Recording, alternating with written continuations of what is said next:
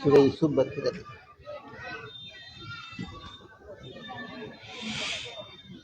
আলহামদুলিল্লাহ নাহমাদুহু ওয়া নাস্তাঈনুহু ওয়া নাস্তাগফিরুহু ওয়া নু'মিনু বিহি ওয়া নাতাওয়াক্কালু আলাইহি ওয়া নাউযু বিল্লাহি মিন শুরুরি আনফুসিনা ওয়া মিন সাইয়্যাতি আ'মালিনা من يهده الله فلا مضل له ومن يضلله فلا هادي له ونشهد أن لا إله إلا الله وحده لا شريك له ونشهد أن سيدنا ونبينا ومولانا محمدا عبده ورسوله صلى الله تعالى عليه وعلى آله وأصحابه وبارك وسلم أما بعد فأعوذ بالله من الشيطان الرجيم بسم الله الرحمن الرحيم وقال الذي اشتراه من مصر لامرأته أكرمي مثواه عسى أن ينفعنا أو نتخذه ولدا وكذلك مكنا ليوسف في الأرض ولنعلمه من تأويل الأحاديث والله غالب على أمره ولكن أكثر الناس لا يعلمون بارك الله لنا ولكم في القرآن العظيم ونفعنا وإياكم بالآيات والذكر الحكيم হযরত উলামায়ে কেরাম মুহতারাম হাজিরিন, গতকাল পর্যন্ত বলা হয়েছে খ্রিস্টানরা তাদের রাষ্ট্রীয় জীবন থেকে রাজনৈতিক জীবন থেকে ধর্মকে বিদায় দেওয়ার কারণ তাদের ধর্ম বিশ্বাসে আর আধুনিক জ্ঞান বিজ্ঞানে সংঘর্ষ হয়। কাজেই তারা একদল বিজ্ঞানের প্রতি অন্ধবিশ্বাসী হয়ে ধর্মকে সমূলে বর্জন করে নাস্তিক হয়ে গেছে, আর একদল বিজ্ঞানকে সমূলে অস্বীকার করে অন্ধভাবে ধর্মের নামে অন্ধবিশ্বাসী হয়ে গেছে। বুঝে থাকলে বলুন তো, এই দুই দলের কোন দল হক? না দুনো দল বাতিল, দুনো দল বাতিল। আর তৃতীয় দলে ধর্মের মধ্যে আর বিজ্ঞানের মধ্যে একটা আপোষ মীমাংসা করে নিয়েছে। সেটা হলো ধর্ম চলবে শুধু ব্যক্তি জীবনে, আর রাষ্ট্র জীবন থেকে ধর্মকে বিদায় দিতে হবে, যেহেতু রাষ্ট্র জীবনে জ্ঞান বিজ্ঞানের অনেক কিছু মেনে নিতে হয় যা তাদের ধর্ম গ্রহণ করে না। এই জন্য রাষ্ট্র চলবে সরকারের হুকুম মতো, আর ব্যক্তি জীবনে ধর্ম চলবে আল্লাহর হুকুম মতো। এই পর্যন্ত আলোচনা হয়েছে গতকাল। বিধান ব্যক্তি জীবনে ধর্ম পালনে আল্লাহর বিধান চলবে, আর রাষ্ট্রীয় জীবনে দেশ শাসনে চলবে সরকারের বিধান। বিধানকে এভাবে তারা দুই ভাগে ভাগ করে নিয়েছে। কিছু বিধান দেওয়ার অধিকার আল্লাহর জন্য রেখে দিছে, আর কিছু বিধান সরকারের হাতে অর্পণ করে দিয়েছে। ব্যক্তি জীবনে ধর্ম চলবে আল্লাহর বিধানে, আর রাজনৈতিক জীবনে রাষ্ট্র চলবে সরকারের বিধানে। কাজেই খ্রিস্টান ধর্মটা দেশ শাসনের জন্য খ্রিস্ট ধর্মের বিধিবিধানে শান্তিপূর্ণ দেশ শাসনের কোনো ব্যবস্থাই নেই। খ্রিস্ট ধর্মের বিধিবিধানে না শান্তিপূর্ণ দেশ শাসনের ব্যবস্থা আছে, না শান্তিপূর্ণ সমাজ পরিচালনার ব্যবস্থা আছে, না শান্তিপূর্ণ পারিবারিক জীবনের ব্যবস্থা আছে। খ্রিস্টানদের ধর্মে পারিবারিক জীবনে শান্তি প্রতিষ্ঠার কোনো ব্যবস্থা নাই কেন? সামাজিক জীবনে শান্তি প্রতিষ্ঠার কোনো ব্যবস্থা নাই কেন? অর্থনৈতিক জীবনে শান্তি প্রতিষ্ঠার কোনো ব্যবস্থা নাই কেন? সামরিক জীবনে শান্তি প্রতিষ্ঠার কোনো ব্যবস্থা খ্রিস্টানদের ধর্মে নাই কেন? রাষ্ট্রীয় জীবনে শান্তি প্রতিষ্ঠার কোনো ব্যবস্থা খ্রিস্টানদের ধর্মে নাই কেন? আন্তর্জাতিক জীবনে শান্তি প্রতিষ্ঠার কোনো বিধান খ্রিস্টানদের ধর্মে নাই কেন? এটা বোঝার জন্য আজকে আমি আপনাদের খ্রিস্ট ধর্মের আরেকটা তথ্য শোনাচ্ছি। বিগত দিনগুলির কোন একদিনে আমি বলেছি, বাংলাদেশে খ্রিস্ট ধর্ম প্রচারের জন্য যে সংস্থাটা বাংলাদেশের স্বাধীনতার শুরু থেকেই কাজ করে যাচ্ছে, সংস্থাটার নাম হলো খ্রিস্টান মিশনারি বাংলাদেশ। খ্রিস্টান মিশনারি বাংলাদেশের পক্ষ থেকে যে সমস্ত বই পুস্তক বাংলা ভাষায় প্রকাশ করা হয়েছে, এর মধ্যে একটা বইয়ের নাম বলেছি গত দিনেও, বইটার নাম হইল কোরআনের আলোকে বেহেশতে যাওয়ার পথ। এমন শব্দের দ্বারা বইয়ের নাম লিখেছে যেন বইয়ের নামটা দেখলে কোনো সাধারণ মুসলমান কল্পনাও করতে পারে না যে এটা খ্রিস্টানের লেখা বই, বরং যে কোনো মুসলমান মনে করবে এটা যে কোনো আলিমের লেখা বই, মুসলমানের লেখা বই। তা না হইলে কোরআনের আলোক বলতে মুসলমান আলিম ছাড়া বুঝবে কে? বেহেশতে যাওয়ার পথ মুসলমানের আলিম ছাড়া চিনবে কে?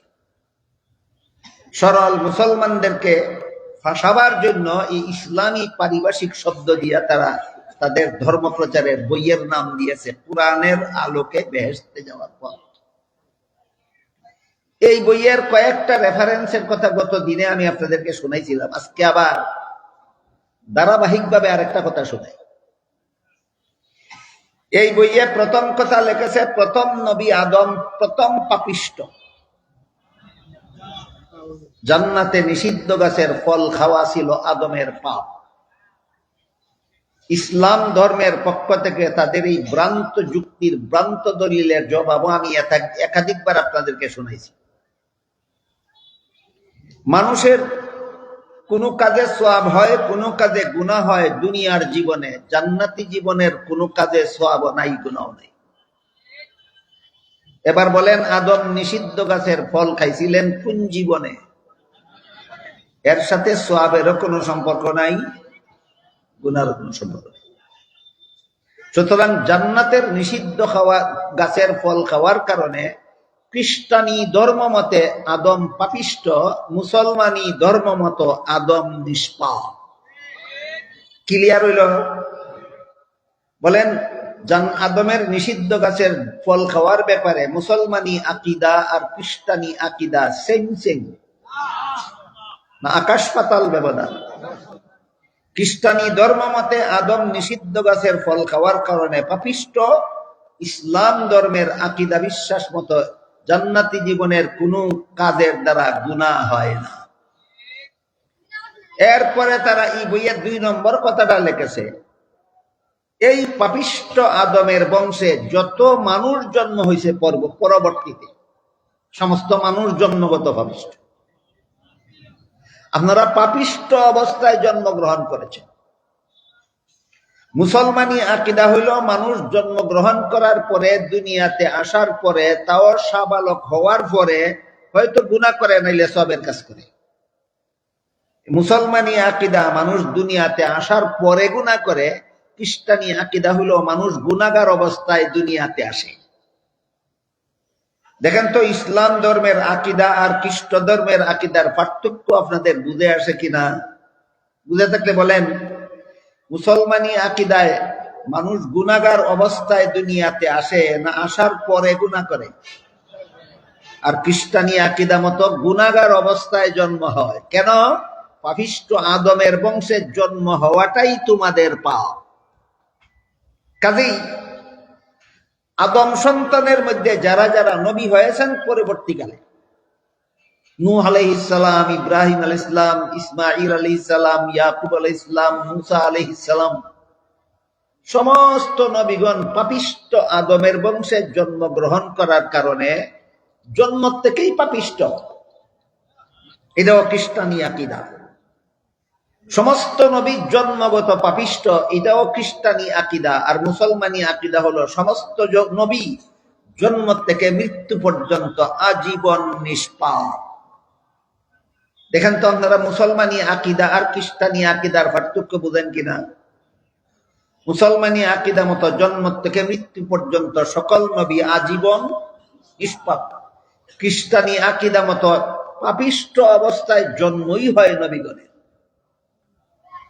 3 নম্বর কথার যেটা লেখেছে সেটা হলো, শেষ পর্যন্ত আল্লাহ একজন নবীকে নিষ্পাপ বানাবার জন্য, যেহেতু পাপিষ্ট আদমের বংশে জন্ম হওয়াটাই একটা পাপ, তাই আল্লাহ একজন নবীকে নিষ্পাপ বানাবার জন্য তাকে আর পাপিষ্ট আদমের বংশে জন্ম না দিয়া আল্লাহ নিজের ঔরসে জন্ম দিলেন।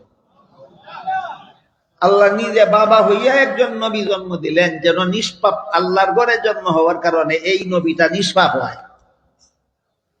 ইনি হলেন হযরত ঈসা আলাইহিস সালাম। খ্রিস্টানি আকীদা হইল ঈসা আলাইহিস সালাম আল্লাহর পুত্র।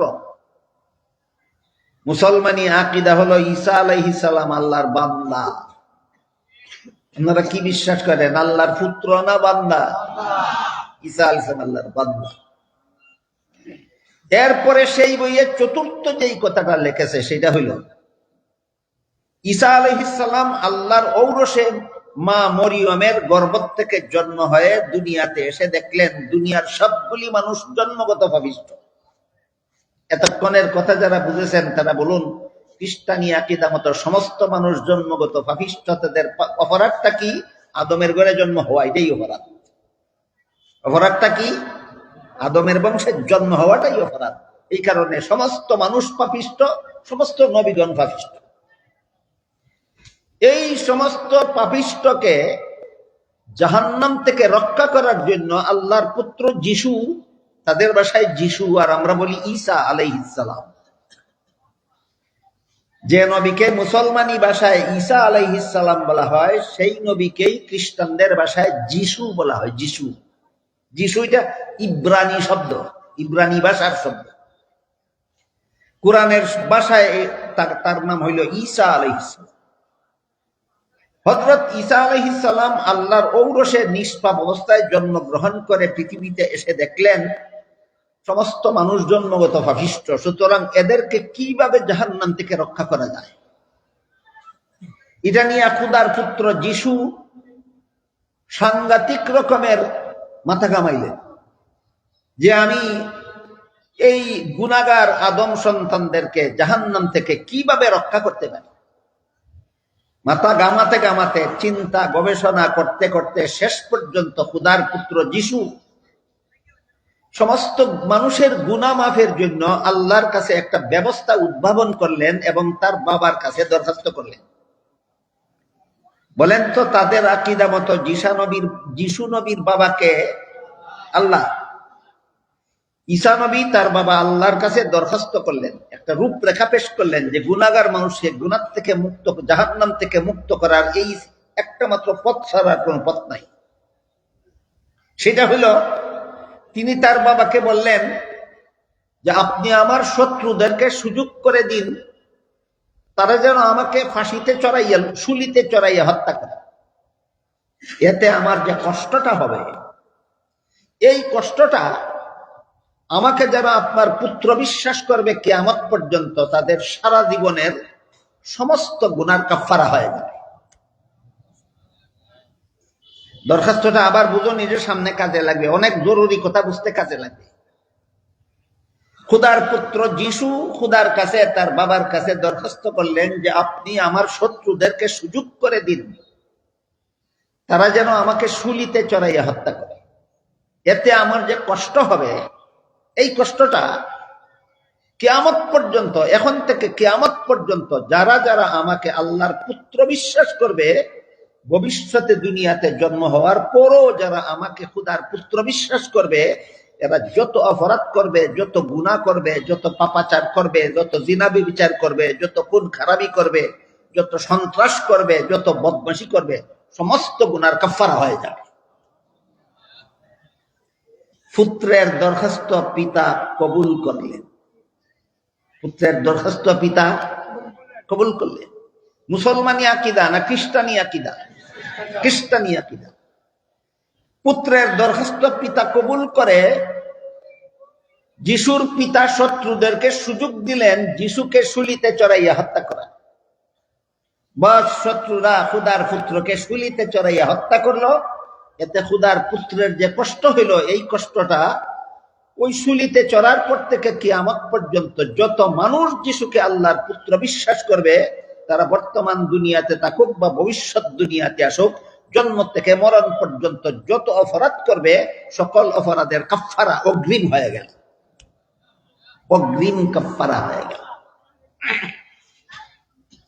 এই জন্য আমি পরিষ্কার ভাষায় বলে থাকি, খ্রিস্টান ধর্মের আকিদা বিশ্বাসগুলি, এগুলি কোনো ধর্মের কথা হবে দূরের কথা, কোনো বিবেকবান মানুষের কথা হতে পারে না। খ্রিস্টানদের আকিদাগুলি কতগুলি গাঞ্জা কুরি কথার নাম খ্রিস্টানি ধর্ম। বর্তমান দুনিয়ার সমস্ত খ্রিস্টানেরা এইটাই তাদের ধর্মের মূল ভিত্তি মেনে নিয়েছে, যে যিশুকে যারাই আল্লাহর পুত্র বিশ্বাস করবে, জীবনে যত অপরাধ করুক সব মাফ। বর্তমান দুনিয়ার খ্রিস্ট ধর্মের এটাই মেইন ফাউন্ডেশন। বর্তমান দুনিয়ার খ্রিস্ট ধর্মের এই আকীদাটাই মেইন ফাউন্ডেশন। খুদার পুত্র বিশ্বাস করবেন, যা ইচ্ছা করুন, সব আগেই মাফ হয়ে গেছে। খুদার পুত্র বিশ্বাস করবেন না, আপনার জন্মগত পাপিষ্ঠ, আপনার জাহান্নাম থেকে রক্ষা নাই। এটা হলো এই ফাউন্ডেশনের উপর বর্তমান দুনিয়ার খ্রিস্ট ধর্ম দাঁড়িয়ে আছে। কাজেই যে ধর্মের মূল ভিত্তি হলো যে যিশুকে আল্লাহর পুত্র বিশ্বাস করলে জীবনের সকল গুনাহ আগেভাগেই মাফ, জন্মের আগের থেকেই মাফ। আল্লাহ যে সমস্ত মানুষের ব্যাপারে জানেন যে জন্ম হইয়া দুনিয়াতে আসলে পরে যিশুকে আল্লাহর পুত্র বিশ্বাস করবে, এদের জন্মের পরে দুনিয়ার জীবনে যত গুনাহ করবে আল্লাহর তো জানাই আছে, জন্মের আগেই আল্লাহ সব মাফ করে দিয়েছে। এই যে খ্রিস্ট ধর্মের এই ভিত্তিটা মেনে নিলে খ্রিস্ট ধর্মে পারিবারিক জীবনে কোনো সমস্যার সমাধান নাই। কেন? যে বেটায় তার বউরে জুলুম অত্যাচার করে সারা জীবন ভর, এই বেটার গৌরব বউ শান্তিতে দেখে না, অশান্তিতে। তারে ফিরাইবেন কেমনে? সে তো মনে করে আমার এইসব গুণ আগেই মাফ হইয়া রয়েছে, আমি ফিরতাম না কেন, আমি ফিরবো না কেন? চুর যারা যিশুরে খুদার পুত্র বিশ্বাস করে, এরা মনে করে আমি জীবনে যত চুরি করি না কেন, গুনাহ তো আগেই মাফ হইয়া গেছে, আমি চুরি করবো না কেন? যত ডাকাতি করি না কেন, গুনাহ তো আগেই মাফ হইয়া রয়েছে, আমি ডাকাতি করবো না কেন? যত জিনা করি না কেন, গুনাহ তো আগেই মাফ হইয়া রয়েছে, আমি জিনা করবো না কেন? যত সন্ত্রাস না করি, যত সন্ত্রাস করব, সবগুলির গুনাহ তো আগেই মাফ হইয়া রয়েছে, সন্ত্রাস করবো না কেন? বলেন, এই যাদের ধর্ম বিশ্বাস হয়, এদের দ্বারা শান্তির পারিবারিক জীবনে শান্তি প্রতিষ্ঠা সম্ভব না, সামাজিক জীবনে শান্তি প্রতিষ্ঠা সম্ভব না, রাষ্ট্রীয় জীবনে শান্তি প্রতিষ্ঠা সম্ভব না, আন্তর্জাতিক জীবনে শান্তি প্রতিষ্ঠা সম্ভব না। এমন ধর্ম বিশ্বাসে যারা বিশ্বাসী, এদের দ্বারা জীবনের কোন স্তরে শান্তি প্রতিষ্ঠা সম্ভব নয়। সুতরাং এদের ধর্মে রাষ্ট্র পরিচালনা করার কোনো বিধান নাই, যোগ্যতা নাই। খ্রিস্টানদের ধর্মে দেশ শাসনের কোনো ব্যবস্থা নাই, ইহুদিদের ধর্মে দেশ শাসনের কোনো ব্যবস্থা নাই, বৌদ্ধদের ধর্মে দেশ শাসনের কোনো ব্যবস্থা নাই। বর্তমান দুনিয়াতে যত ধর্ম আছে ইসলাম ছাড়া, একটা ধর্মের মধ্যে দেশ শাসনের কোনো ব্যবস্থা নাই। মানব জীবনের সব সমস্যার সমাধান কোনো ধর্মে নাই, একমাত্র ইসলাম ছাড়া। মানব জীবনের সব সমস্যার সমাধান দেওয়ার কোনো ব্যবস্থা বর্তমান দুনিয়ার কোন ধর্মে নাই, একমাত্র ইসলাম ছাড়া। আমি লন্ডনে এক খ্রিস্টান ফাদরির একটা ওয়াজ আরেকজনের মুখে নকল শুনেছিলাম। একজনে আমাকে বলল, হুজুর, এক খ্রিস্টান, আপনারা যেমন ওয়াজ করেন মুসলমানদেরকে, খ্রিস্টান ফাদ্রীরা তাদের ধর্মীয় নেতা, তারাও খ্রিস্টানদেরকে এইভাবে মজমার মধ্যে একত্র করে ওয়াজ করে। এমন একটা ওয়াজ আমি শুনেছি, আপনি শুনবেন? আমি বললাম হ্যাঁ আমি শুনবো। শোনাও তো, খ্রিস্টান ফাদ্রীরা খ্রিস্টানদেরকে কি ওয়াজ করে। কয় শুনেন। আমি খ্রিস্টান পাদ্রীর ওয়াজ শুনলাম। সে বলতেছে, হে যিশুর বান্দারা, হে যিশুর বান্দারা, তোমরা যারা যিশুকে খোদার পুত্র বিশ্বাস করো, তিনি শুলিতে চড়ে তিনি প্রাণ বিসর্জন দিয়েছেন। এর মাধ্যমে তার যে কষ্ট হয়েছে, সেই কষ্টের কারণে তোমাদের জন্মের আগের থেকেই জীবনের সব গুনাহ মাফ হয়ে আছে। কাজেই একটা সীমিত জীবন নিয়ে তোমরা দুনিয়াতে এসেছো।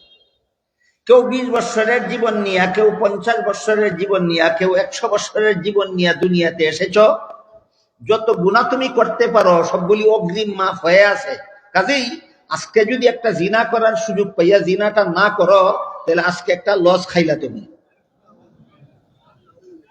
কালকে যদি একটা বদমাশি করার সুযোগ পাইয়া বদমাশিটা না করো, আর একটা লস খাইছো। যতটা সন্ত্রাস করার সুযোগ পাইয়া সন্ত্রাস না করবা, আরেকটা লস খাওয়া হবে তোমার। যতগুলি অপকর্ম করার সুযোগ পাইয়া অপকর্ম না করবে, ততটা লস খাওয়া হবে তোমার। কারণ যেই অপরাধ আগেই মাফ হয়ে গেছে, সেই অপরাধ না করাটা বোকামি ছাড়া আর কিছু নয়। বুঝাইতে পারলাম? এইটাই বর্তমান দুনিয়ার খ্রিস্টানদের ধর্মের মূল ভিত্তি।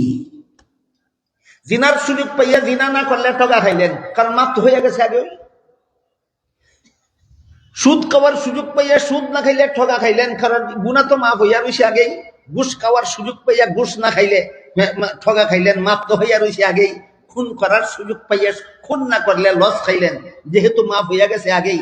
সন্ত্রাস করার সুযোগ পাওয়া সত্ত্বেও যদি সন্ত্রাসী কর্মকাণ্ড না চালান, আপনি লস খাইলেন, কারণ যেই গুনাহ আগেই মাফ হইয়া গেছে। এটা করেন না কেন? আপনারা অত বোকা জগতে কেউ হইতে পারে না। বলেন, এই যাদের ধর্মের ফাউন্ডেশন, এরা দেশ শাসনটা কেমনে করবে? কিভাবে দেশ শাসন করবে? এদের ধর্ম মতে যে দেশ শাসন করবে, তার অধীনস্থ যত মন্ত্রী হবে, যত এমপি হবে, যত রকমের সরকারি কর্মকর্তা হবে, যত পুলিশ দারোগা হবে, সবগুলি হবে জিনাকার, সুদকুর, ঘুষকুর, মদকুর, গাঞ্জাকুর, লম্পট, পাপাচার, দুরাচার। শান্তিপূর্ণ দেশ শাসন হবে? হবে না। সুতরাং শান্তিপূর্ণ দেশ শাসনের কোন বিধি ব্যবস্থা খ্রিস্টানদের ধর্মে নাই, ইহুদিদের ধর্মে নাই, দুনিয়ার কোন ধর্মে নাই, একমাত্র ইসলাম ধর্মে আছে। আমি কি বিষয়টা আপনাদেরকে বুঝাতে পারলাম? খ্রিস্টানদের ধর্মে শান্তিপূর্ণ দেশ শাসনের কোন ব্যবস্থা নাই, ইহুদিদের ধর্মে শান্তিপূর্ণ দেশ শাসনের কোন ব্যবস্থা নাই, যে কোন ধর্মে শান্তিপূর্ণ দেশ শাসনের কোন ব্যবস্থা নাই। আল্লাহ পাক রব্বুল আলামিন একমাত্র ইসলাম ধর্মে পারিবারিক জীবনে শান্তি প্রতিষ্ঠার ব্যবস্থা দান করেছেন, সামাজিক জীবনে শান্তি প্রতিষ্ঠার ব্যবস্থা দান করেছেন, রাষ্ট্রীয় জীবনে শান্তি প্রতিষ্ঠার ব্যবস্থা দান করেছেন, আন্তর্জাতিক জীবনে রাষ্ট্র শান্তি প্রতিষ্ঠার ব্যবস্থা দান করেছেন। একটা উদাহরণ শোনাই।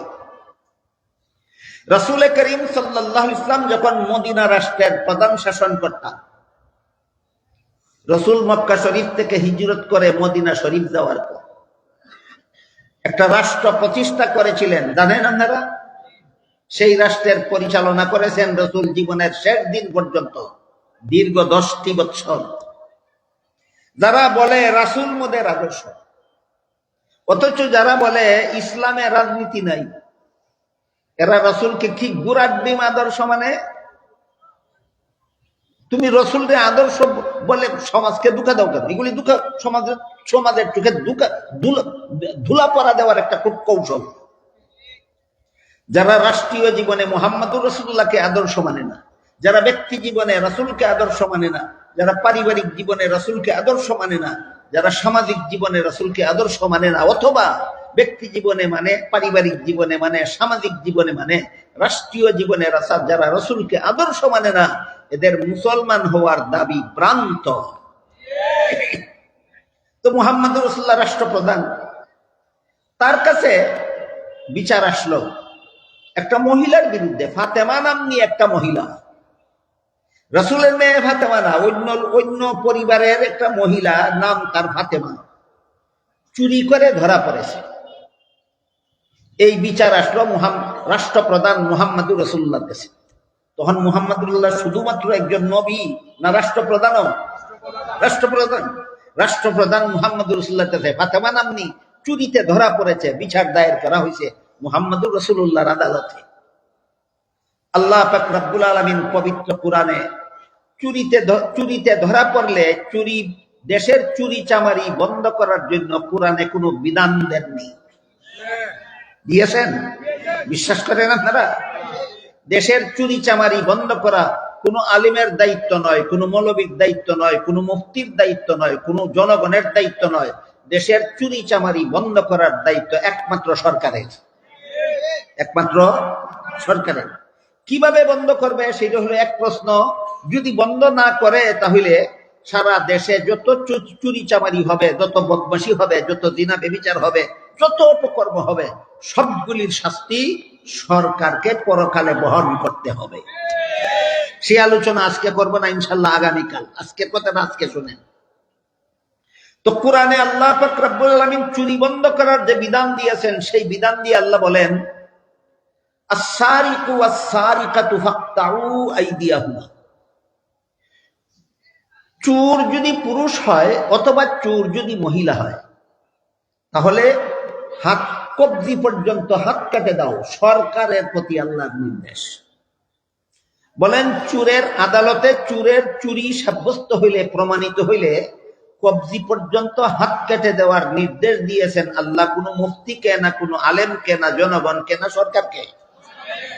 কাজেই ইসলামে দেশ শাসনের কোনো ব্যবস্থা নাই। ইসলামে রাষ্ট্রের চুরি চামারি বন্ধ করার কোনো ব্যবস্থা নাই। তাহলে ইসলামের রাজনীতি থাকবে না কেন? কোন বুড়ার ডিমের নাম ইসলাম, যে রাজনীতি? ইসলামের রাজনীতি নাই। আল্লাহ বলেন চোরের হাত কেটে দাও। এখানে অনেকের বড় দরদ লাগে। হ্যাঁ, হাত কেটে দেওয়া তো এটা একটা অমানবিক ব্যাপার। হাত কেটে দেওয়া অমানবিক ব্যাপার, এটা তুমি খুব ভালোভাবেই বুঝো।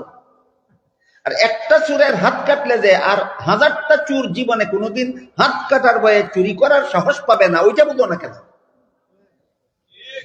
একটা চোরের হাত কাটলে হাজার চোর সতর্ক হয়ে যাবে, জীবনে হাত কাটার ভয়ে আর কোনোদিন চুরির সাহস করবে না।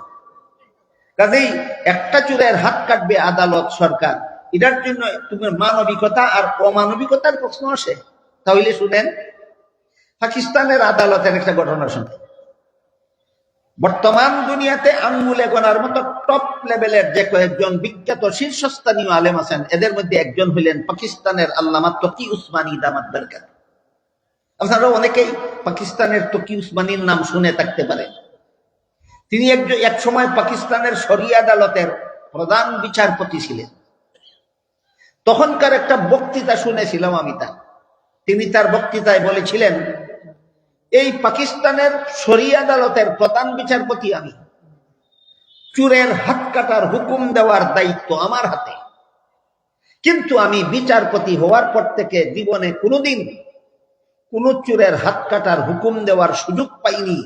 কারণ থানার থেকে চোরের কাছ থেকে ঘুষ খাইয়া চোরকে ছেড়ে দেয়, আদালতে হাজিরও করে না, আমি হাত কাটার হুকুম দিতে পারি।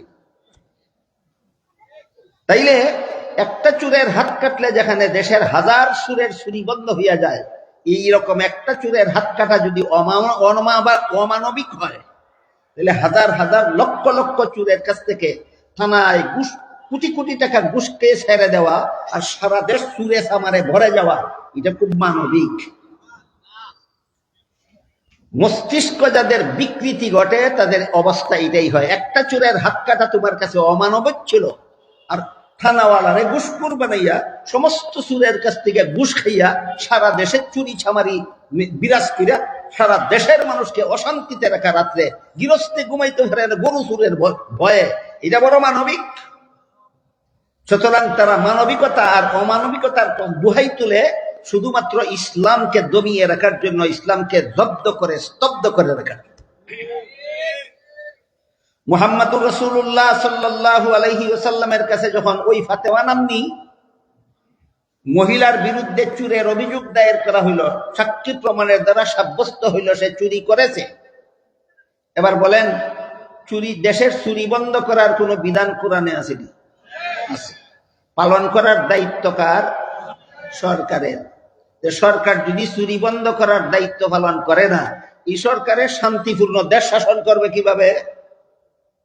কাজেই আত্মীয় স্বজনেরা এই মেয়েটা, যে মেয়েটা চুরিতে ধরা খাইছে রসুলের দরবারে, এই মেয়েটার আত্মীয় স্বজনেরা রসুলের কাছে একটু সুপারিশ করলো, বললো হুজুর মেয়েটা একটা সম্ভ্রান্ত বংশের, আপনি তো এখন কোরআনের বিধান মতো তার হাত কাটার হুকুম দিবেন, কবজি পর্যন্ত চুরের দায়ে তার হাতটা কেটে ফেলে দিলে সারা জীবন কাটা হাতটা তার চুরির চিহ্ন হয়ে থাকবে, কলঙ্ক হয়ে থাকবে। অথচ মেয়েটা সম্ভ্রান্ত বংশের, এমন বংশের একটা মেয়ের এইভাবে জীবনভর কলঙ্কিত করাটা তাদের খুব কষ্ট হইতেছে, খুব ভারী মনে হইতেছে। যদি মেহেরবানি করে তাহলে আর কোনো শাস্তি দিয়া হাত কাটার বিধানটা যদি রহিত করে দিতেন। এই কথা বলা মাত্রই রসুল করিম সাল্লাল্লাহু আলাইহি ওয়াসাল্লামের চেহারা মুবারক লাল হয়ে গেল রাগে।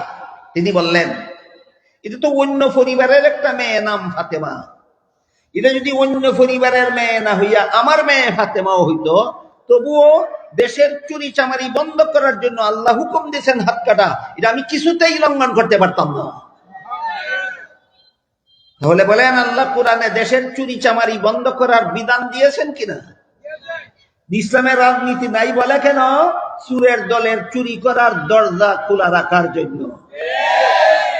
ইসলামের রাজনীতি নাই এই কারণে বলে, রহস্যটা হইল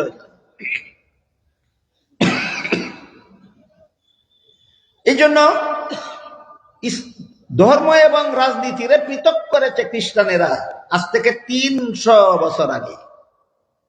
আজকে থেকে 300 বছর আগে রাজনীতিকে আলাদা করেছে ধর্ম থেকে, ধর্মকে আলাদা করেছে রাজনীতির থেকে।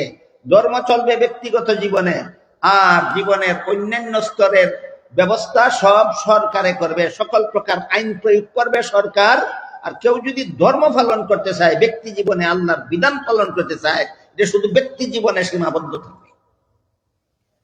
কাজেই আল্লাহর বিধান পালনীয় হবে শুধুমাত্র ব্যক্তি জীবনে। হ্যাঁ, তাদের ধর্ম বিশ্বাস। আল্লাহর বিধান পালিত হবে শুধুমাত্র ব্যক্তি জীবনে। পারিবারিক জীবনেও আল্লাহর বিধান পালন করা যাবে না, সামাজিক জীবনেও আল্লাহর বিধান পালন করা যাবে না, রাষ্ট্রীয় জীবনেও আল্লাহর বিধান পালন করা যাবে না, আন্তর্জাতিক জীবনেও আল্লাহর বিধান পালন করা যাবে না। কেন? ওইসব জীবনে আল্লাহর বিধান পালন করতে গেলে চুরি চামারি, সুদখুরি, ঘুষখুরি, মদখুরি, গাঞ্জাখুরি, জিনা, বেবিচার, সন্ত্রাস, খুন খারাপি একটাও করা যাবে না। আমি কি আপনাদেরকে বুঝাতে পারলাম? যারা বলে ইসলামের রাজনীতি নাই, রাজনীতিতে ইসলাম নাই, এর মতলবটা কি?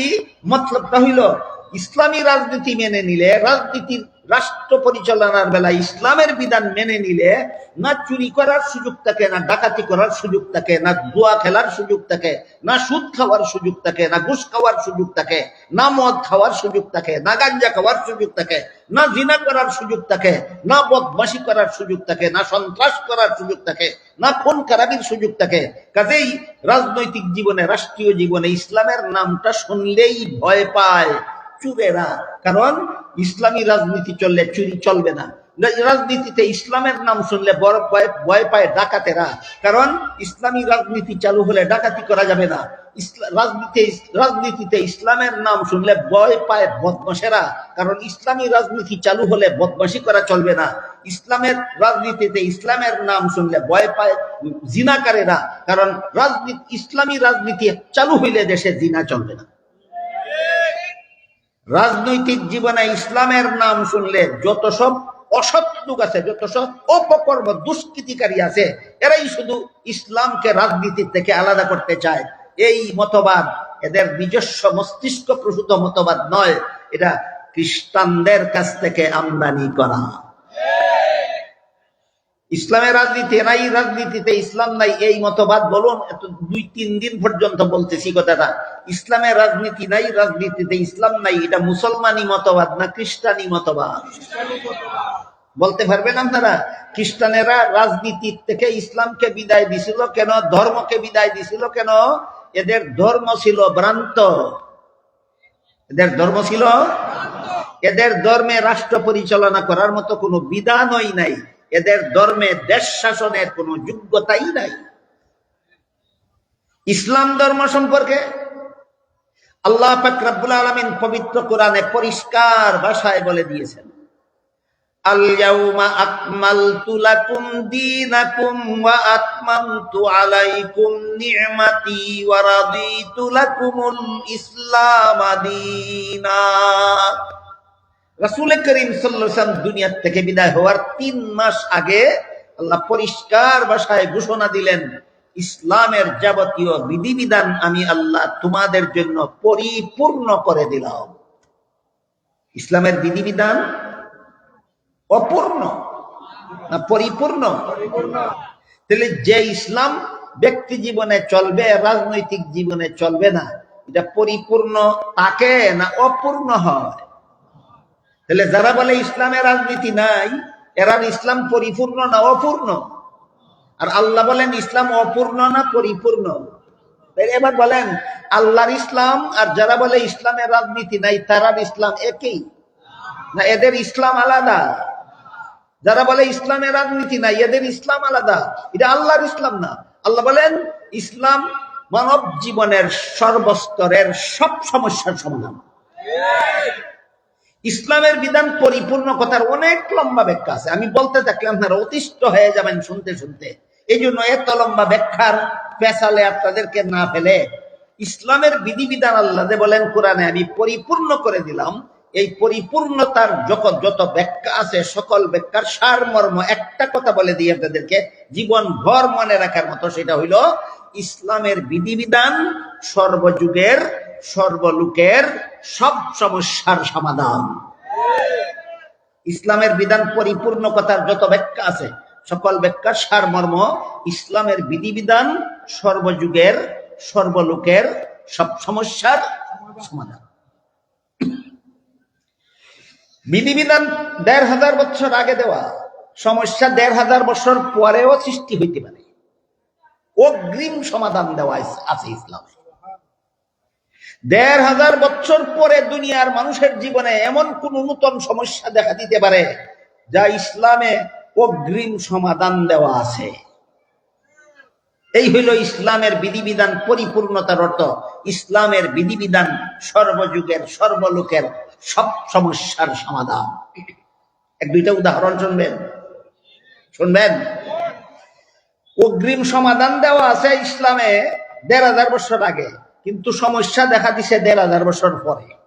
বলেন সমস্যা আগে দেখা দিছে না সমস্যা পরে দেখা দিছে? আর সমাধানটা ১৫০০ বছর আগে দেওয়া আছে। এমন দুই একটা উদাহরণ শোনাই আপনাদেরকে, যেন বুঝতে পারেন ইসলামের বিধিবিধান সর্বযুগের সর্বলোকের সব সমস্যার সমাধান কিভাবে হয়।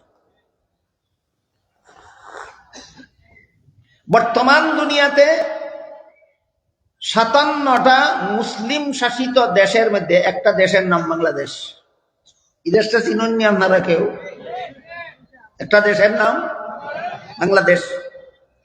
এই বাংলাদেশে যত জাতীয় সমস্যা আছে, বাংলাদেশে যত রাজনৈতিক সমস্যা আছে, জাতীয় সমস্যা আছে, এগুলি খুঁজে বের করবেন এবং সমাধান দিবেন যারা রাজনীতি করেন তারা। যারা রাজনীতি করে তাদের দায়িত্ব এটা যে তুমি দেশকে শান্তিপূর্ণভাবে শাসন করার জন্যই তো রাজনীতি করো। কাজে তোমার দায়িত্ব হলো দেশে কোন কোন অশান্তি দেখা দিল, কোন কোন সমস্যা দেখা দিল, সমস্যার সমাধান করো, শান্তির ব্যবস্থা করো। সুতরাং দেশে কোন নূতন সমস্যা দেখা দিলে তার সমাধান দিয়ে শান্তির ব্যবস্থা করার দায়িত্ব রাজনীতিবিদদের। আমি আগেই কইছি, রাজনীতিবিদ যদি জানে ওই না তার দায়িত্ব কি আর রাজনীতি কারে কয়। যে আরেকদিন বুঝলাম না, আমারে লন্ডনে একটা জিজ্ঞাসা করে, কয় আপনি জানেননি পলিটিক্স কারে কয়? আমি কোনো পলিটিক্যাল পার্টি করি না, আমার জানার দরকার নাই। কয় জানি না, রাখেন কাজে লাগবে। আমি তাইলে কয় টিক্স এর উপর টিক্স, তার উপর ডাবল টিক্স, তার নাম পলিটিক্স। টিক্স এর উপর টিক্স, তার উপর ডাবল টিক্স, তার নাম পলিটিক্স। কাজে এই ধরনের রাজনীতি যারা করে, টিক্সের উপর টিক্স মার্কা রাজনীতি যারা করে, এরা তো জানেই না সমস্যাটা কি, সমাধানটা কোথায়। এরা তালে তালে আর ফালে ফালে রাজনীতি করে। এই জন্য আগের দিন পায় ফুলের মালা, পরের দিন পায় জুতার মালা।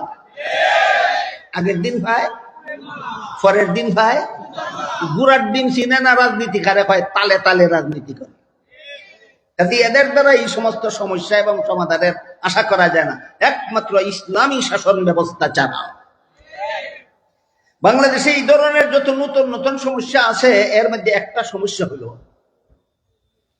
বিগত 2023 সালের আদমশুমারি মতে বাংলাদেশে যে পরিমাণ পুরুষ আছে তার চেয়ে কমপক্ষে 15 লক্ষ মহিলা বেশি আছে।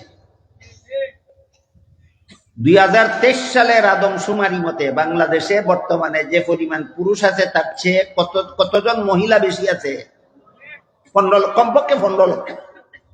এবার বলেন, যতজন পুরুষ আছে এতজন পুরুষের কাছে একটা করে মহিলাকে বিয়া দিলে প্রত্যেকটা পুরুষই একটা করে বউ পাইল কিনা? পাইল। কিন্তু স্বামী পাওয়ার বাকি রইল আর কতজন মহিলা? 15 লক্ষ। তাইলে সমস্ত পুরুষেরাই বউ পাইল, কিন্তু 15 লক্ষ মহিলা স্বামী হওয়ার বাকি রইল। এটি হলো বর্তমান বাংলাদেশের পারিবারিক জীবনের একটা জটিল সমস্যা। বর্তমান বাংলাদেশের পারিবারিক জীবনের একটা জটিল সমস্যা। সমাধান যারা রাজনীতি করে, যারা সমান অধিকারের আন্দোলন করে, যারা নারী পুরুষ সমান অধিকার পায়, এদের কাছে এই সমস্যার সমাধানের গুরাটি মনে হয়। আল্লাহ পাক রব্বুল আলামিন পবিত্র কোরআনে বাংলাদেশের পারিবারিক এই সমস্যার সমাধান 1500 বছর আগে কোরআনে দিয়ে রাখছেন। সমস্যা 1500 বছর আগের না বর্তমানের? অগ্রিম সমাধান দিয়ে রাখছেন আল্লাহ কোরআনে। কতদিন আগে? 1500 বছর আগে। আল্লাহ বলেন, ফানকিহু মা তাবা লাকুম মিনান নিসাই মাসনা ওয়া সুলাসা ওয়া রুবা। তোমরা প্রয়োজনে 2 বিবি রাখতে পারো, প্রয়োজনে 3 বিবি রাখতে পারো, প্রয়োজনে 4 বউ রাখতে পারো, বিনা শর্তে নয়। কতগুলি শর্ত সাপেক্ষে। কতগুলি শর্ত সাপেক্ষে একটা পুরুষ 2 বউ রাখতে পারে, 3 বউ রাখতে পারে, 4 বউ রাখতে পারে। কাজেই 13 লক্ষ এই সমস্ত পুরুষের কাছে একটা করে মহিলা বিয়া দিলে প্রত্যেক পুরুষের বিয়া হইল, কিন্তু 15 লক্ষ মহিলার যে বিয়া বাকি রইল, এই 15 লক্ষ মহিলাকে আর 15 লক্ষ পুরুষের কাছে 2টা করে বউ দিলে 15 লক্ষ মহিলার বিয়া হইয়া যায়। এই যে 15 লক্ষ মহিলার স্বামী পাওয়ার বাকি ছিল, এই সমস্যাটার সমাধান কোন ধর্মে পাওয়া গেল? কোন মতবাদে পাওয়া গেল? কোন ইজমে পাওয়া গেল? কোন রাজনীতিতে পাওয়া গেল? একমাত্র ইসলামিক রাজনীতিতে পাওয়া গেল।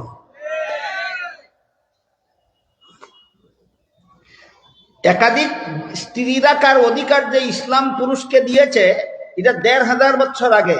কেন পুরুষকে একের বেশি বউ রাখার অধিকার দিল, মহিলাকে কেন একের বেশি স্বামী রাখার অধিকার দিল না? এরকম শয়তানি কথা তসলিমা নাসরিন দেশে থাকতেও উত্থাপন করা হয়েছে। বর্তমানেও এই তসলিমা মার্কা কোন নারী নাকি আবির্ভাব হয়েছে, এরা আবারও এই প্রশ্ন উত্থাপন করছে যে পুরুষ যদি 2টা বউ রাখতে পারে, তাহলে একটা মহিলা কেন একসাথে 2টা স্বামী রাখতে পারবে? পুরুষে এক মহিলারে একজন করে স্বামী দিলেও দিতে 15 লক্ষ মহিলার স্বামী পায় না। মহিলা 2 জন করে, এক মহিলায় 2 জন করে স্বামী দখল করলে তো আর সমস্যার কোনো শেষই থাকবে না। এই প্রশ্নটা বর্তমানেও কোনো মহিলার সমান অধিকারের নামে উত্থাপন করতেছে বাংলাদেশে। তসলিমা নাসরিন বাংলাদেশে থাকাকালে আমার জানা মতো সর্বপ্রথম তসলিমা নাসরিন এই বাংলাদেশের 16 কোটি মুসলমানদের সমাজে এই প্রশ্ন উত্থাপন করেছিল যে একটা পুরুষে যদি 2টা বউ রাখতে পারে, তাহলে একটা মহিলা 2টা স্বামী রাখতে পারবে না কেন? বলেন, এই প্রশ্ন 1500 বছর আগে না বর্তমান দুনিয়া? এই প্রশ্নের সমাধান না দিয়েই আল্লাহ ইসলামের বিধিবিধান পরিপূর্ণ বলেছেন। আমরা একটু বোঝার চেষ্টা করি।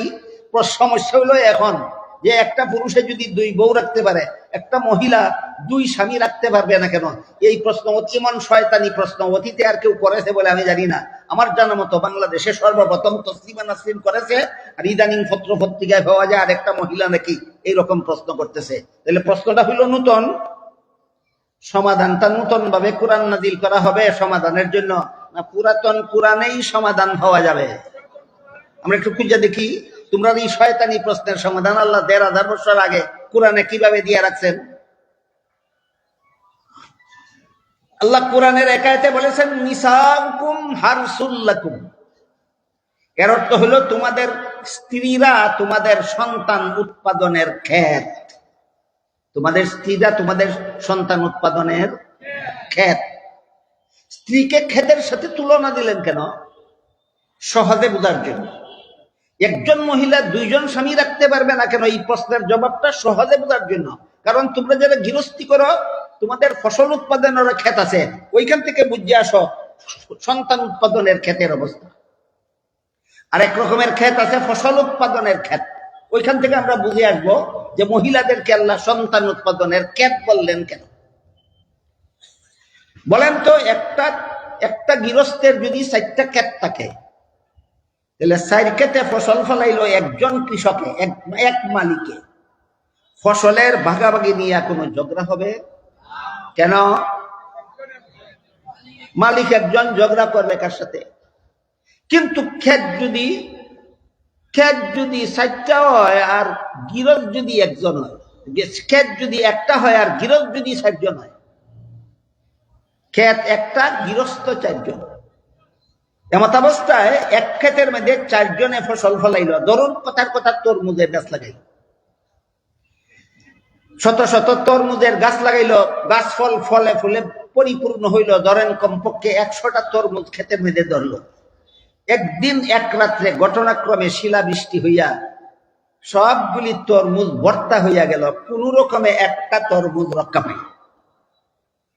বলেন তো ফসল কটা?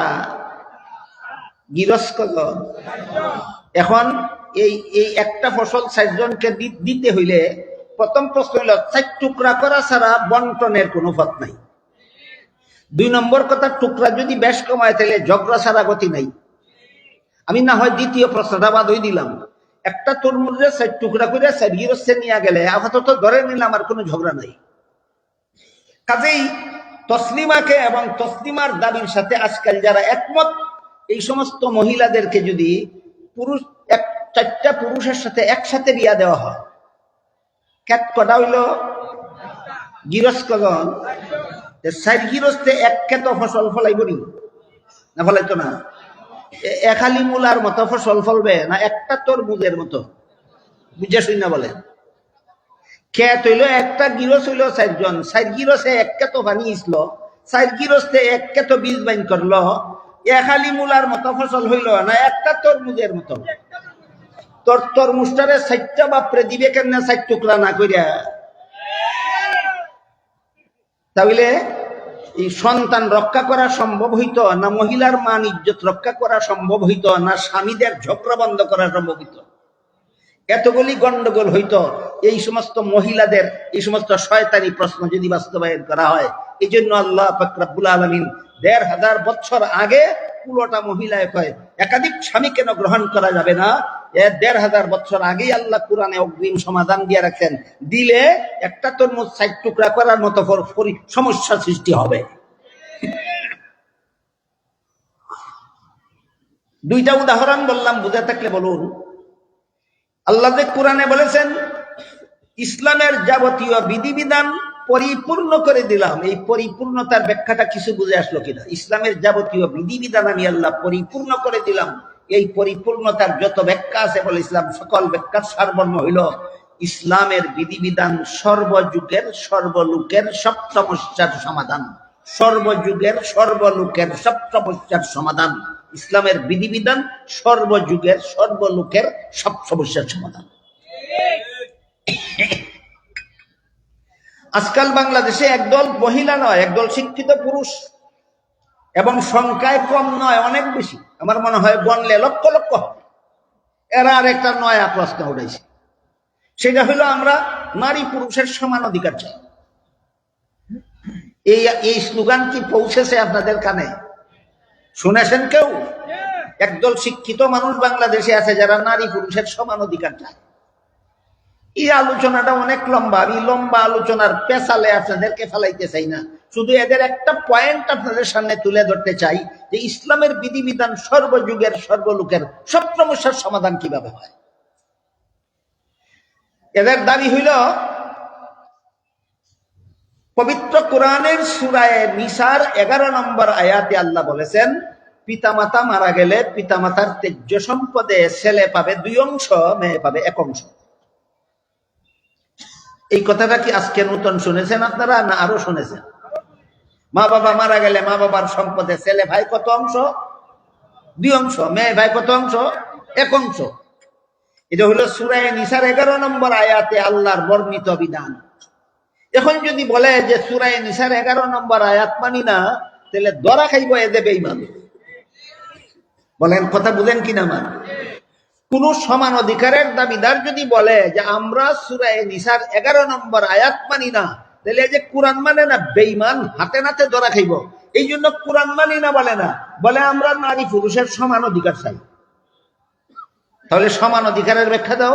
কই সমান অধিকারের ব্যাখ্যা হলো, পুরো ছেলে যেই বাবার সন্তান, মেয়ে সেই বাবার সন্তান। ছেলেরও মুখ আছে খাওয়ার দরকার, মেয়েরও মুখ আছে খাওয়ার দরকার। ছেলের শরীর আছে পোশাকের দরকার, মেয়েরও শরীর আছে পোশাকের দরকার। ছেলের জীবনযাপনের জন্য যেমন বাড়িঘরের দরকার, মেয়ের জীবনযাপনের জন্য তেমনি বাড়িঘরের দরকার। এমত অবস্থায় একই বাবার সন্তান হওয়া সত্ত্বেও ছেলেকে 2 অংশ দিয়া মেয়েকে 1 অংশ দিলে মেয়ের সাথে অবিচার করা হয়। এখনো কোরআন মানি না কয় না, কয় মেয়ের সাথে অবিচার করা হয়। আপনাদের তো খবর নাই কোন সূরার কত নম্বর আয়াতে আল্লাহ বিধান দিয়ে রাখছেন, কিন্তু আপনাদেরকে বুঝাইয়া সারছে এই অবস্থা হইলে মেয়ের সাথে অবিচার করা হয়। আমরা সুবিচার চাই, এই জন্য নারী পুরুষের সমান অধিকার চাই। বলুন স্লোগানটা সরাসরি সূরা নিসার 59 নম্বর আয়াতের, সূরা নিসার 11 নম্বর আয়াতের বিরুদ্ধে গেল কিনা? কোরআনের কোন আয়াতের বিরুদ্ধে, আল্লাহর কোন বিধানের বিরুদ্ধে আপত্তি উত্থাপন করার সাথে সাথে আর ইমানদার থাকে না, বেঈমান হইয়া যায়। এখন যুক্তি যে দিল, যুক্তির জবাব। ছেলে যেই বাবার সন্তান, মেয়ে সেই বাবার সন্তান। ছেলের যেমন কতগুলি খরচ আছে, মেয়ের জীবনেও কতগুলি খরচ আছে। সুতরাং ছেলেকে 2 অংশ দিয়া মেয়েকে 1 অংশ দিলে মেয়ের সাথে অবিচার করা হয়। এর এই সমস্যার সমাধান ইসলামে নাই। এবার ইসলামী সমাধানটা শুনেন। ইসলামের বিধান মতে ছেলের জীবনে খরচের খাত আছে 3টা। 1 নম্বর, সাবালক হওয়ার পর থেকে নিজের লালন পালনের দায়িত্ব নিজেরই। 2 নম্বর, বিয়ে করার পর থেকে ছেলের বউ ফেলার দায়িত্ব ছেলের বাবার না নিজেরই। 3 নম্বর, সন্তানাদি জন্ম হওয়ার পর থেকে সন্তান ফেলার দায়িত্ব ছেলের নিজেরই। সুতরাং ছেলের জীবনে খরচের খাত আছে 3টা। সাবালক হওয়ার পর থেকে নিজের লালন পালন, বিয়ে করার পর থেকে বউয়ের লালন পালন, সন্তানাদি জন্ম হওয়ার পর থেকে সন্তানাদি লালন পালন। খরচ আছে জীবনে তার 3টা, অংশ পাইছে 2টা। এবার আসেন মেয়ের জীবনে। মেয়ের জীবনে ইসলামের বিধান হলো বিয়ের পূর্ব পর্যন্ত লালন পালনের দায়িত্ব বাবার, বিয়ের পর থেকে মরণ পর্যন্ত লালন পালনের দায়িত্ব স্বামীর। নিজের লালন পালনের দায়িত্ব নাই, স্বামী ফেলার দায়িত্ব নাই, সন্তান ফেলার দায়িত্ব নাই, অংশ পাইছে 1টা। এবার বলেন ছেলের জীবনে খরচ আছে কটা? 3টা, অংশ পাইছে কটা? মেয়ের জীবনে খরচ আছে কটা? 1টাও না, অংশ পাইছে 1টা। এবার বলেন 3 খরচওয়ালা 2 অংশ পাইলে বেশি পায় না নাই খরচওয়ালার 1 অংশই বেশি? তাহলে এই যে সমস্যাগুলি, এই ইয়ারা কুলোটারা যে ইসলামের বিধানের বিরুদ্ধে প্রশ্নগুলি করতেছে, এর কোনো সমাধান ইসলামে নাই না? সুস্পষ্ট সমাধান 1500 বছর আগের থেকে দেওয়া আছে। বুঝলেন কিনা? ছেলেকে 2 অংশ দেবো কেন, মেয়েকে 1 অংশ দেবো কেন? এই প্রশ্নের সমাধান তো 1500 বছর আগের থেকেই দেওয়া আছে। কি সমাধান? ছেলের খরচ আছে 3টা, অংশ দেওয়া হয়েছে 2টা। মেয়ের খরচ নাই 1টাও, অংশ দেওয়া হয়েছে 1টা। 3 খরচওয়ালার 2 অংশ থেকে নাই খরচওয়ালার 1 অংশই বেশি। উদাহরণগুলি বুঝে থাকলে বলুন তো, ইসলামের বিধিবিধান যে আল্লাহ পরিপূর্ণ করে দিলেন, এর সকল ব্যাখ্যার সারমর্মটা কি? ইসলামের বিধিবিধান সর্বযুগের সর্বলোকের সব সমস্যার সমাধান। ইসলামের বিধিবিধান সর্বযুগের সর্বলোকের সব সমস্যার সমাধান। এই সমস্ত স্লোগানদাতারা, এই সমস্ত সমান অধিকারের দাবিদারেরা এই ইসলামের এই সমাধানগুলি শুনতেও রাজি না, বুঝতেও রাজি না, মানতেও রাজি না। শুধু গায়ের জোরে এতটুকু কথা বলতে রাজি যে 1 অংশ থেকে 2 অংশ বেশি। মেয়েরে কম দিছে, ছেলেরে বেশি দিয়ে দিছে। এখানে যে দুই অংশ কম এক অংশ বেশি, এইটা বোঝার মতো যোগ্যতাও এদের মাথায় নাই। এদের যোগ্যতাটা বোঝার জন্য আমি একটা গল্প বলে থাকি। গল্পটা হলো, একটা মূর্খ লোক ছিল, লেখাপড়া জানে না। তার ছেলেরে দিয়েছিল স্কুলে লেখাপড়া করতে। গত বছর এবং এই বছরের 1ম তারিখে স্কুলের লেখাপড়া সম্পর্কে যথেষ্ট পরিমাণ আলোচনা হয়েছে। সেই আলোচনা যারা শুনেছেন, মনে যাদের আছে, তারা বলুন, স্কুল কলেজ ভার্সিটির লেখাপড়া কি মুসলমানের দেশে বেদরকারি না অত্যন্ত দরকারি? উদাহরণটা মনে আছে, বলছিলাম বাংলাদেশে যদি একটা মেডিকেল কলেজও না থাকে, একজন ডাক্তারও যদি বাংলাদেশে তৈরি না হয়, লক্ষ লক্ষ রোগীকে চিকিৎসা ছাড়া মরতে হবে বাংলাদেশে। এই সমস্ত রোগীদের যদি চিকিৎসার দ্বারা সুস্থ জীবন যাপন করতে হয়, তাহলে মেডিকেল কলেজের লেখাপড়া দরকার নাই? অনেক দরকার, অনেক দরকার। গত বছরও বলেছি, এই বছরের 1ম দিনে বলেছি, আজকে আবারও আপনাদের স্মরণ করাই দিলাম, স্কুলের পড়া জরুরি, কলেজের পড়া জরুরি, ভার্সিটির পড়া জরুরি, অত্যন্ত জরুরি। কিন্তু এই পড়াটা হবে স্কুল কলেজ ভার্সিটির পড়াটা হতে হবে হালাল উপায়ে। কি কোন উপায়ে? হালাল উপায়ে হতে হবে। হারাম উপায়ে স্কুল কলেজ লেখাপড়া করলে, এই হারাম উপায়ের পড়ার দ্বারা না দেশের চাহিদা পূরণ হবে, না এই লেখাপড়ার দ্বারা জাহান্নাম থেকে রক্ষা পাওয়া যাবে। যাই হোক, ওইদিকে আমি আজকে আর যাইতে চাই না। যেহেতু জরুরি বলেছি, এই কথা আপনারা শুনেছেন, এখান থেকে আমরা সামনের দিকে যাই। একটা লোক ছিল অশিক্ষিত, মূর্খ, লেখাপড়া তো জানেই না, দস্তখত জানে না। তার ছেলেরে দিছিল প্রাইমারি স্কুলে লেখাপড়া করতে। 5 বছরে প্রাইমারি স্কুল পাস করছে, অত্যন্ত মেধাবী ছিল। হাই স্কুলে আরো 5 বছর লেখাপড়া করিয়া এসএসসি পরীক্ষা দিয়া ফার্স্ট ডিভিশন ফার্স্ট বয় হইয়া পাস করলো। First division first boy. বলেন তো, বুঝে থাকলে তার রোল নম্বর কত হবে? 1। বাবা শিক্ষিত না মূর্খ? মূর্খ। ফল ঘোষণার পরে বাবা তার ছেলেরে জিজ্ঞাসা করে, মেট্রিক পরীক্ষা যে দিছিলে পাস করছস? কয় পাস করছি। বাবা জিজ্ঞাসা করে, কত নম্বরে? কি কইব? খালি কইছে 1 নম্বরে। এমনি কই সর্বনাশ করছস। ছেলে কয়, কি সর্বনাশ করলাম? কয়, পাশের বাড়ির ছেলে তোর সাথে পরীক্ষা দিয়া সে তো 10 নম্বরে পাস করলো, তুইও তো কম নম্বরে পাস করলি কেন? বাপটা শিক্ষিত না মূর্খ? এই মূর্খ হওয়ার কারণে জানে না 10 নম্বরে ফাঁস করলে নম্বর বেশি পায়, না 1 নম্বরে ফাঁস করলে নম্বর বেশি পায়। এই কারণে মূর্খ বাপে ছেলেরে কয়, পাশের বাড়ির ছেলে তোর সাথে পরীক্ষা দিয়ে আসে 10 নম্বরে ফাঁস করলো, তুই এত কম নম্বরে ফাঁস করলে কেন? 1 নম্বরে ফাঁস করলে কেন? এই অশিক্ষিত গোয়ারে যেমন বুঝে না 10 নম্বরে ফাঁস করলে নম্বর বেশি পায়, না 1 নম্বরে ফাঁস করলে নম্বর বেশি পায়, ঠিক তেমনি ভাবে আমাদের সমাজে কিছু শিক্ষিত গোয়ারেও বুঝে না 3 খরচ হলে 2 অংশ পাইলে বেশি পায়, না নাই খরচ হলে 1 অংশ পাইলেই বেশি পায়। বুঝে থাকলে বলেন, মানব জীবনের সব সমস্যার সমাধান যারা বলে ইসলামের রাজনীতি নেই, যারা বলে রাজনীতিতে ইসলাম নাই, এদের কাছে আছে না একমাত্র ইসলামী রাষ্ট্র ব্যবস্থায় আছে? একমাত্র ইসলামী রাষ্ট্র ব্যবস্থায় আছে মানব জীবনের সর্বযুগের সর্বলোকের সব সমস্যার সমাধান। ধর্মকে খ্রিস্টানেরা রাজনৈতিক জীবন থেকে বাদ দিয়েছিল কেন? তাদের ধর্মের দেশ শাসনের ব্যবস্থা নাই, তাদের ধর্ম রাষ্ট্র পরিচালনা করতে ব্যর্থ।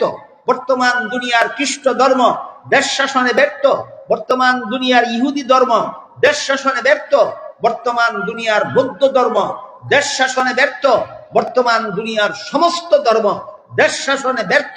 কারণ তাদের ধর্মে মানব জীবনের সব সমস্যার সমাধান নাই। একমাত্র ইসলাম ধর্মের ব্যাপারে আল্লাহ বলেন, আল ইয়াউমা আকমালতু লাকুম দীনাকুম, আজকে আমি তোমাদের ইসলামের বিধিবিধানকে পরিপূর্ণ করে দিলাম। ব্যক্তি জীবনে শান্তি প্রতিষ্ঠার জন্য যেভাবে ইসলামের বিধান যথেষ্ট, পারিবারিক জীবনে শান্তি প্রতিষ্ঠার জন্য ইসলামের বিধান যথেষ্ট, সামাজিক জীবনে শান্তি প্রতিষ্ঠার জন্য ইসলামের বিধান যথেষ্ট, রাষ্ট্রীয় জীবনে শান্তি প্রতিষ্ঠার জন্য ইসলামের বিধান যথেষ্ট, আন্তর্জাতিক জীবনে শান্তি প্রতিষ্ঠার জন্য ইসলামের বিধান যথেষ্ট, সামরিক জীবনে শান্তি প্রতিষ্ঠার জন্য ইসলামী বিধান যথেষ্ট, অর্থনৈতিক জীবনে শান্তি প্রতিষ্ঠার জন্য একমাত্র ইসলামের বিধিবিধান যথেষ্ট। এমত অবস্থায় খ্রিস্টানদের দেশের রাজনীতি থেকে ভ্রান্ত ধর্ম বাতিল রহিত করলে মুসলমান দেশের মুসলমান দেশের রাজনীতি থেকে ইসলাম ধর্ম রহিত করার যুক্তি ইবলিস ছাড়া আর কারো হতে পারে না। খ্রিস্টানদের দেশের রাজনীতি থেকে ধর্মের বিদায় ঝাড়ু পিটা করে বিদায় করা দরকার। খ্রিস্টানদের দেশের রাজনীতি থেকে তাদের ধর্মকে জুতা পেটা করে বিদায় করা দরকার। কারণ তাদের ধর্মের ফাউন্ডেশন কি? যত পারো অপরাধ করো, যত পারো খুন করো, যত পারো জিনা করো, যত পারো সন্ত্রাস করো, যত পারো সুদ খাও, যত পারো ঘুষ খাও, যত পারো মদ খাও, যত পারো গাঞ্জা খাও, শুধু যিশুরে আল্লাহর পুত্র বিশ্বাস করো, তোমার জন্মের আগেই সব মাফ। বলেন এমন বিধান যে এই ধর্মে আছে, এই ধর্মের রাষ্ট্রে ধর্মের বিধান মতো চুরি বন্ধ করার কোন সুযোগ আছে? জিনা বন্ধ করার কোন সুযোগ আছে? ঘুষ বন্ধ করার কোন সুযোগ নাই, মদ বন্ধ করার কোন সুযোগ নাই, সন্ত্রাস বন্ধ করার কোন সুযোগ নাই, দুর্নীতি বন্ধ করার কোন সুযোগ নাই, জালিয়াতি বন্ধ করার কোন সুযোগ তাদের ভ্রান্ত ধর্মে নাই। ইসলাম ধর্মে সবগুলির সমাধানের সুযোগ আছে।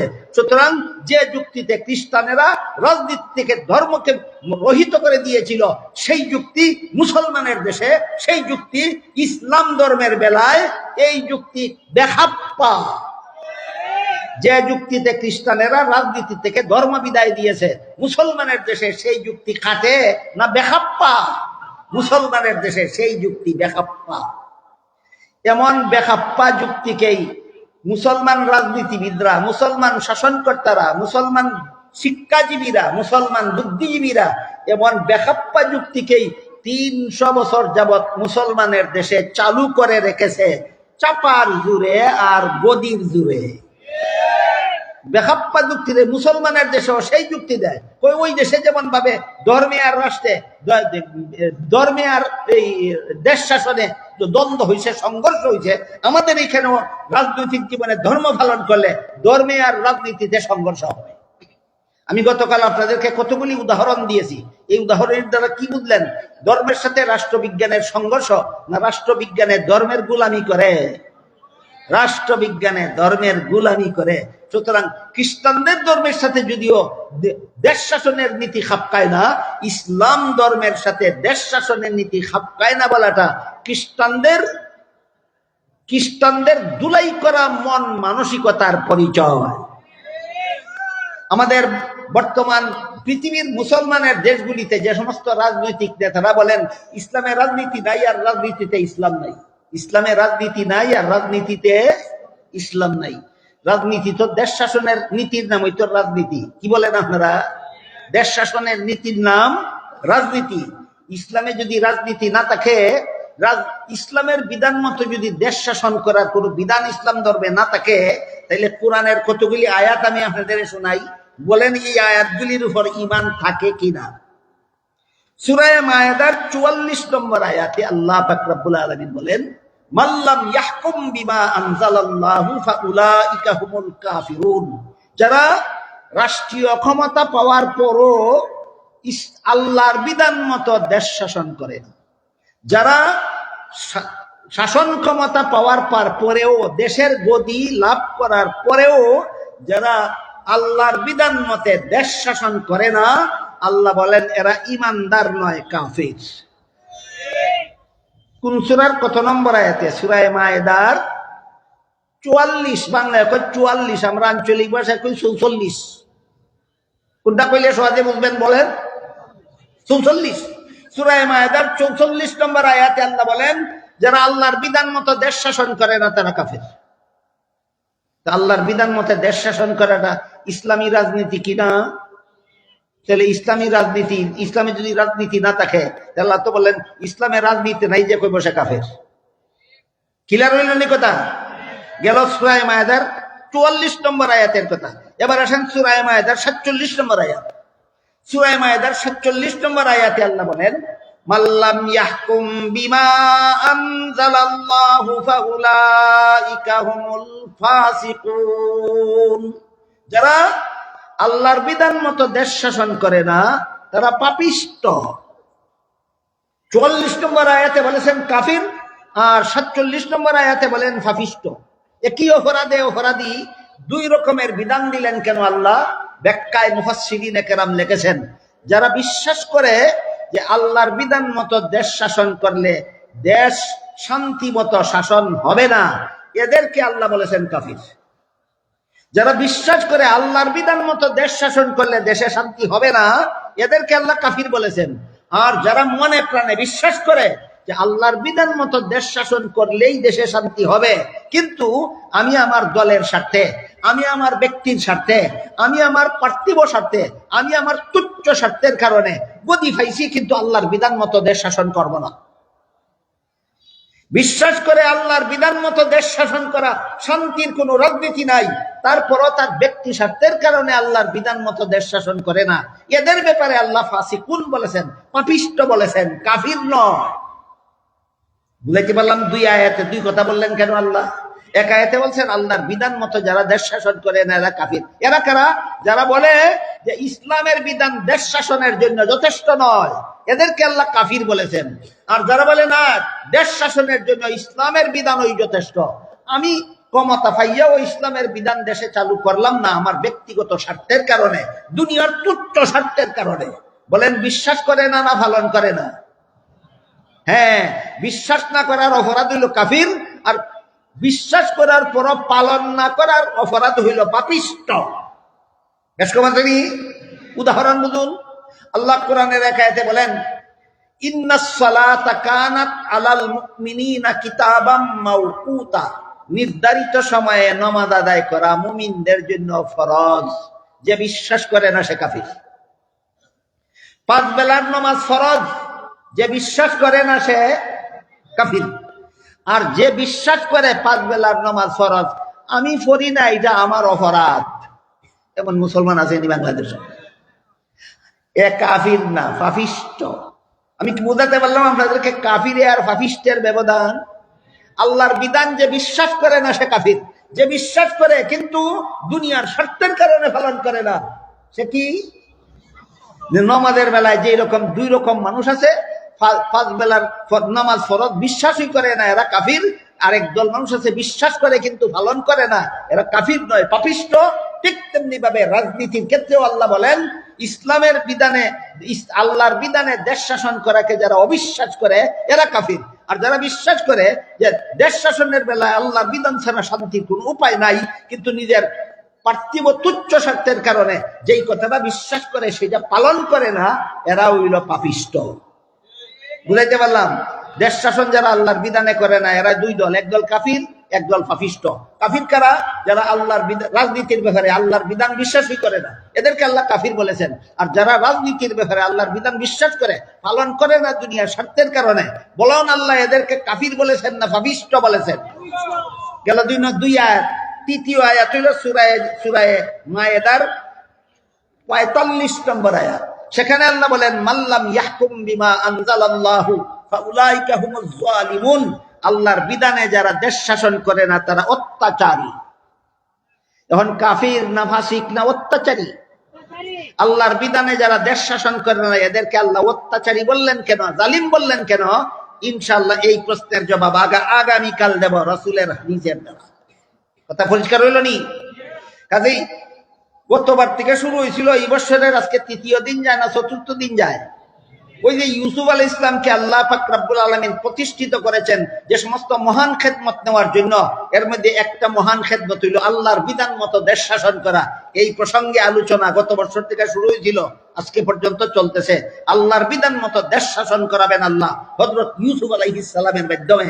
তাই আল্লাহর বিধানের দ্বারা দেশ শাসন করা সম্পর্কে পাপিষ্ট রাজনৈতিক নেতারা, ইসলামের বিধানে অবিশ্বাসী রাজনৈতিক নেতারা যে সমস্ত অপব্যাখ্যা আর বিভ্রান্তি মুসলমান সমাজে সৃষ্টি করে রেখেছে, এর সমাধানেই যদি আমরা পাই না, নেই না, তাহলে এইখানের 7 দিন ব্যাপী তাফসীর সম্মেলন চলার কোনো সার্থকতা থাকে না। এই কারণে আমি এদের সমস্ত গুমর ইনশাআল্লাহ আগামী দিনগুলিতে আপনাদের সামনে ফাঁস করে দেওয়ার চেষ্টা করব। আল্লাহ আপনাদের আমাদের সবাইকে তৌফিক দান করুন, আমিন। সুবহান রাব্বিকা রাব্বিল ইজ্জাতি আম্মা ইয়াসিফুন ওয়া সালামুন আলাল মুরসালিন আলহামদুলিল্লাহি রাব্বিল আলামিন।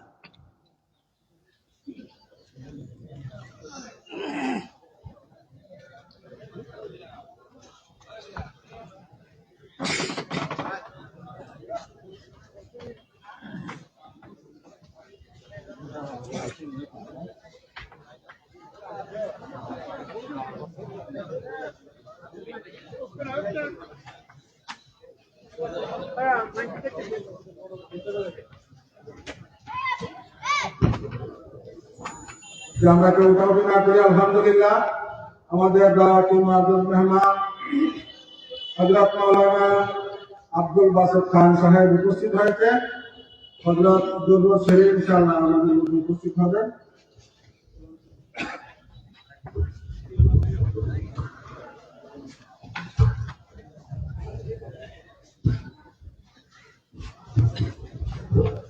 হযরত মাওলানা আব্দুল বাসেত খান সাহেব আলহামদুলিল্লাহ আমাদের মধ্যে উপস্থিত হয়েছেন। ইনশাআল্লাহ অল্পক্ষণের মধ্যে আপনাদের বয়ান হবে।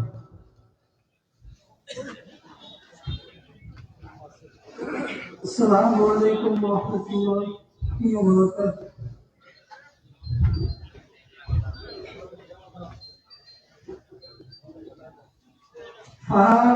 फासलों को तकल्लुफ़ है हम से अगर